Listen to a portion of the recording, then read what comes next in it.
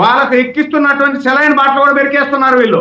దాంట్లో ఆంతర్యం ఏంది అంటే ఇంకొక 3-4 చనిపోతే 6 మంది కాదు 10 మంది చచ్చిపోయినారు అని చెప్పేదానికి చేస్తున్నారా? మీకు ఎక్కడదండి ఈ అధికారం? మీరు అధికారంలో ఉన్నప్పుడు 5 సంవత్సరాలలో ఇదే రోయ్ హాస్పిటల్లో కరోనా సందర్భంలో ఆక్సిజన్ సప్లై చేయలేక 21 మంది చనిపోతే వాళ్ళని ఎందుకు పరామర్శించలేదు? అన్నమయ్య ప్రాజెక్టు కొట్టుకొని పోతే 33 మంది ఊరే కొట్టుకోబోయింది. 33 మంది గల్లంతయ్యారు.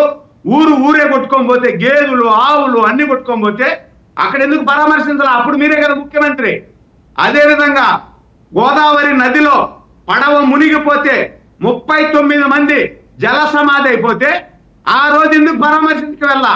₹1 ఇవ్వలేదే మీరు ఈ 21 మందికి కానీ, అదేవిధంగా 33 మంది అన్నమయ్య ప్రాజెక్టు కొట్టుకోమైన వాళ్ళకి కానీ, పడవ ప్రమాదంలో 39 మంది గల్లంత అయితే వాళ్ళకు ₹1 ఇవ్వాల. ఆ రోజు ఎక్కడ పోయినారు మీరు పరామర్శ? ఎందుకు ఇవ్వలేదు పరామర్శ? ఆ రోజు మేము లాంటి పరామర్శకు వెళ్తే మీరు పరామర్శకు పోనీకుండా మీ పోలీస్ యంత్రాంగాన్ని పెట్టి మమ్మల్ని హౌస్ అరెస్ట్ చేసి కేసులు పెట్టి నానా ఇబ్బందులు పెట్టారు మీరు. మేమేమన్నా ఆ విధంగా చేస్తున్నామా? మిమ్మల్ని ఫ్రీగా వదిలేసాం. అది మా చిత్తశుద్ధి.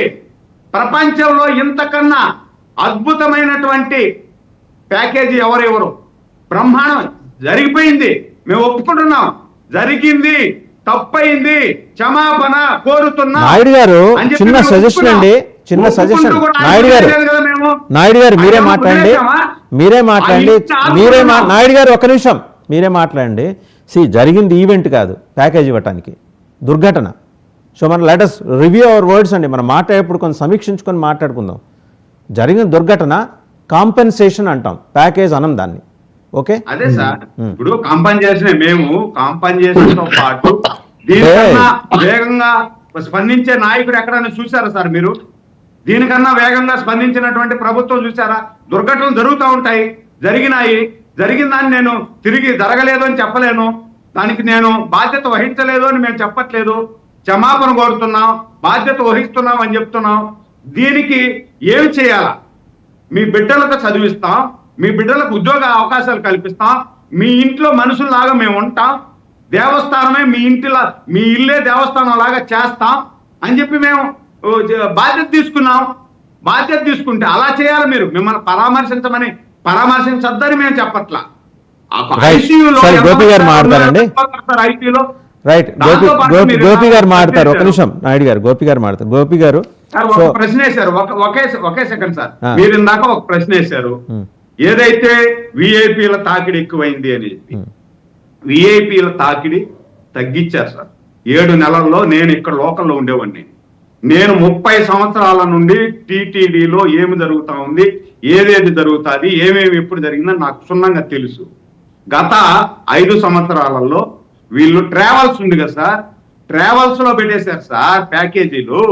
ట్రావెల్స్ లో ప్యాకేజీలు పెట్టి ₹300 టికెట్ ఇంత, విఐపి బ్రేక్ ఇంత, వివిఐపి బ్రేక్ ఇంత, ప్రోటోకాల్ ఇంత, దాంతో పాటు సేవలు ఇంత, వస్త్రం ఇంత అని చెప్పి ఒక్కొక్కరిని ట్రావెల్ ఏర్పాటు చేసి వాళ్ళ అనుచరులకి ఒక్కొక్కరికి ఇన్ని టికెట్లు అలాట్ చేస్తారు.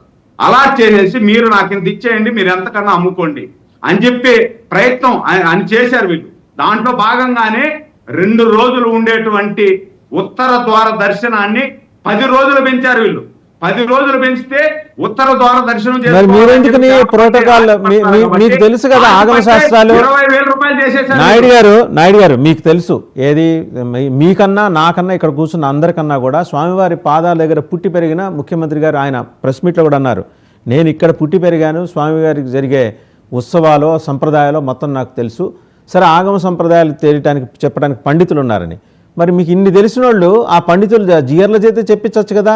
ఉత్తర ద్వాదశం ఒక్కరోజు అని ఎందుకు చెప్పించలేకపోయారు? మీ ఫెయిల్యూర్ కాదా ఇది?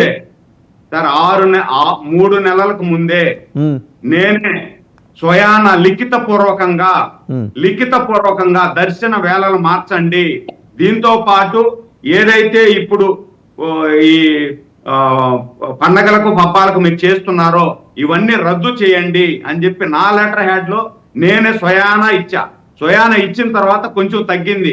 శ్రీవాణి కూడా 5,000 ఇస్తా ఉన్నారు వాళ్ళు, ఇప్పుడు 1,500కి తగ్గించారు. నిన్న వచ్చింది 2000 మంది సార్ విఐపీలు. 2000 మంది అనేది సర్వసాధారణం.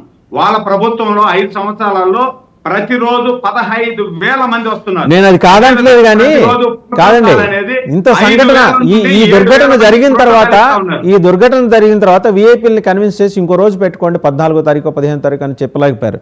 సరే, ఒకసారి గోపి గారి దగ్గరికి వెళ్తాం. గోపి గారు, ఆ దుర్ఘటనలో కుట్ర కోణాన్ని ఫస్ట్ బట్టబయలు చేసింది ఇన్వెస్టిగేటివ్ లీడర్ సురేంద్ర నాయుడు గారు. ఇప్పుడు ఇంకో ఇన్వెస్టిగేషన్ ఆయన దాంట్లో తేలింది ఏంటంటే, కవర్లలో జగన్మోహన్ రెడ్డి గారు డబ్బులు ఇచ్చి, వైట్ కవర్లు, కలర్ కూడా చెప్తున్నారు ఆయన, డబ్బులు ఇచ్చి లోపల జై జగన్ అని అర్పించారు, చంద్రబాబుని తిట్టించారు. ఇవన్నీ సురేంద్ర నాయుడు గారికి తెలియంగా లేనిది పోలీసులకు ఎందుకు తెలియట్లేదు నాకు అర్థం కావట్లేదు సార్. సార్ మా ఆనవ కూడా చెప్పాను ఇదే సంఘటన. మా మంత్రి ఒక నిమిషం, గోపి గారు మాట్లాడతారు.